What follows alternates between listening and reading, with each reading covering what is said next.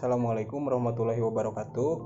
Perkenalkan, kami dari kelompok 1 infeksi. Di sini kami akan memaparkan proposal tentang analisis efektivitas biaya pengobatan pneumonia menggunakan obat cefotaxime dan ceftriaxone di Rumah Sakit AMC Cileunyi. Sebelum lebih jauh, di sini saya akan menjelaskan terlebih dahulu mengenai latar belakangnya.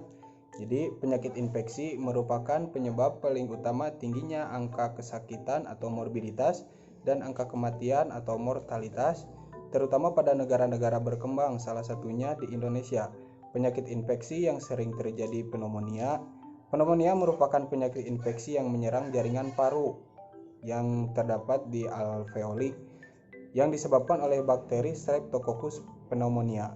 Pneumonia merupakan penyakit infeksi pada saluran pernapasan bagian bawah yang mengenai jaringan paru. Penyakit ini dapat menyerang semua umur, namun penderita terbanyak terdapat pada anak usia di bawah 5 tahun atau balita. Oke, yang selanjutnya yaitu pneumonia merupakan penyakit kedua tertinggi yang dapat mengakibatkan kematian khususnya pada balita setelah diare. Indonesia terdapat sekitar 568.146 balita terserang pneumonia di Sulawesi Utara.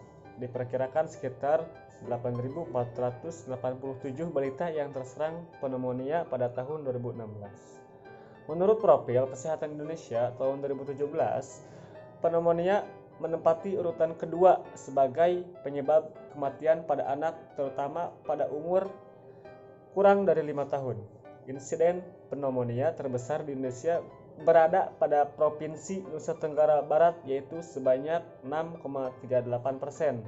Anak-anak kurang 5 tahun lebih rentan terserang infeksi karena sistem imunnya yang belum matang dibandingkan dengan orang dewasa.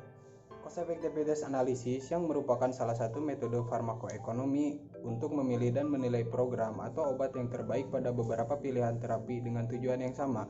Cara tersebut dilakukan untuk mengetahui pengobatan mana yang lebih cost efektif dari kedua alternatif pengobatan yang dipilih, terutama pada pasien pneumonia. Kemudian adapun identifikasi masalah dari proposal yang kami buat ini yaitu untuk mengetahui biaya yang paling efektif untuk pengobatan pneumonia, kemudian untuk mengetahui seberapa efektivitas pengobatan pneumonia dengan menggunakan obat antibiotik cefotaxime dan ceftriaxone. Adapun metode penelitiannya, penelitian yang digunakan adalah penelitian non-eksperimental dengan rancangan deskriptif dan pengambilan data secara retrospektif berdasarkan data rekam medik dan data biaya langsung pasien yang telah menjalani pengobatan di bangsal anak di RS AMC Cileunyi dan seberapa efektivitas pengobatan pneumonia.